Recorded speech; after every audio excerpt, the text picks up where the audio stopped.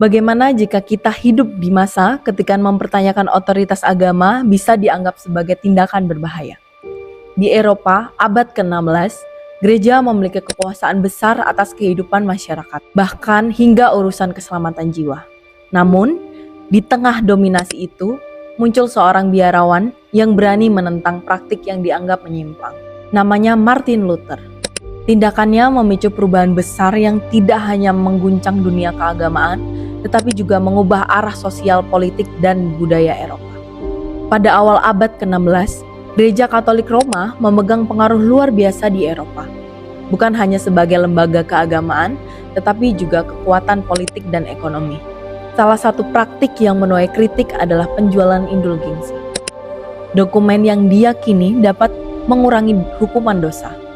Bayangkan orang membelinya dengan harapan memperoleh keselamatan.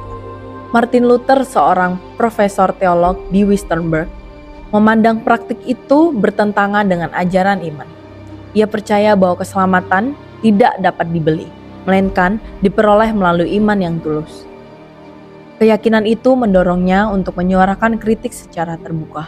Pada 30 Oktober 1517, Martin Luther menempelkan dokumen berisi 95 tesis di pintu gereja Kastil Wittenberg. Dokumen itu berisi kritik terhadap praktik indulgensi dan sejumlah ajaran gereja yang dianggap menyimpang. Awalnya, tindakan ini dimaksudkan untuk memicu diskusi akademik. Namun, berkat teknologi percetakan yang sedang berkembang, gagasan menyebar dengan sangat cepat ke berbagai wilayah Eropa. Dalam waktu singkat, Luther menjadi pusat perhatian. Apa yang awalnya berupa debat teologis berubah menjadi gerakan besar yang menentang otoritas gereja. Gereja menilai ajaran Luther sebagai ancaman serius. Ia dipanggil ke sidang penting yang dikenal sebagai Diet of Worms pada tahun 1521. Di sana, ia diminta mencabut ajarannya. Namun, Luther menolak. Ia menyatakan bahwa keyakinannya harus didasarkan pada kitab suci dan akal sehat, bukan tekanan otoritas.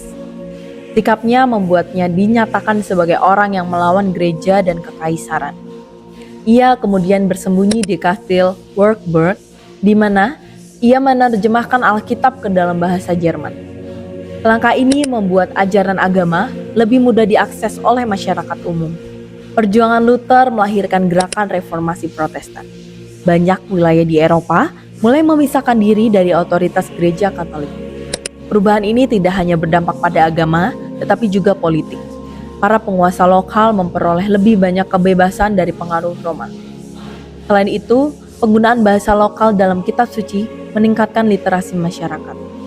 Gerakan reformasi juga mendorong lahirnya perdebatan tentang kebebasan berpikir, pendidikan, dan perang individu dalam keyakinan. Dampaknya terasa hingga berabad-abad kemudian.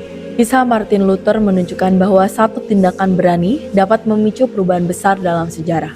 Apa yang dimulai dari kritik terhadap praktik gereja berkembang menjadi gerakan yang membentuk dunia modern. Warisannya tidak hanya terlihat dalam reformasi agama, tetapi juga dalam gagasan tentang kebebasan hati nurani dan hak untuk mempertanyakan otoritas. Sejarah berubah ketika seseorang berani mengatakan bahwa kebenaran lebih penting daripada kekuasaan.